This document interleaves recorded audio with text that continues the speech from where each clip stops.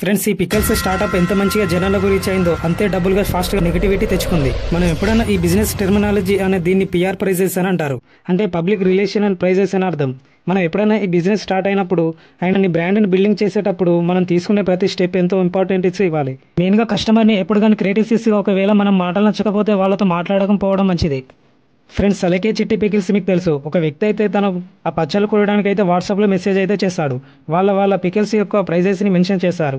దాంతో ఆ వ్యక్తి ఇలా రిప్లై ఇచ్చాడు, మరీ ఇంత ఎక్స్పెన్సివ్ కాస్ట్ అని పెట్టాడు. ఆమె ఇలా ధరలు ఇంత అని అడిగితే ఇలా చెబుతుంది, వినండి.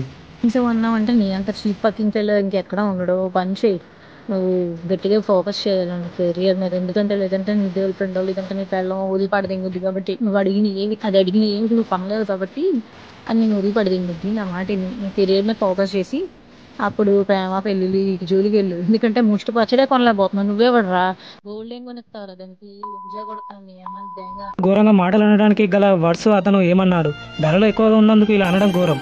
దానికి బదులుగా ఇంకా వాయిస్ రికార్డ్ చేసి నీ లవర్స్ని ఇలా ఉంటే ఎలా అని అనడం, తన లైఫ్ గురించి అనవసరంగా మాట్లాడడం. వ్యాపారి అయినా అనరు, మరి ఇష్టం లేదంటే మాకు ఇంత ప్రైజెస్ ఉన్నాయి మేము తగ్గించమని ఇలా అనొచ్చు కదా. మళ్ళీ వాయిస్ రికార్డ్ చేసి ఇలా తిట్టడం ఎందుకు? ఇంత దారుణంగా ఉన్నారు.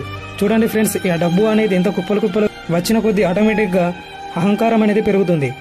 ఫ్రెండ్స్, ఇందులో ఇంకొకటి ఫ్రాడ్ కూడా ఉంది. చూడండి, విన్ను అనే ఒక పర్సన్ వీళ్ళ దగ్గర పికిల్స్ కోసం దాదాపు 3,500 రూపాయలు పంపిస్తే ఈ పచ్చళ్ళు పంపించకపోగా అతన్ని బ్లాక్ చేశారు.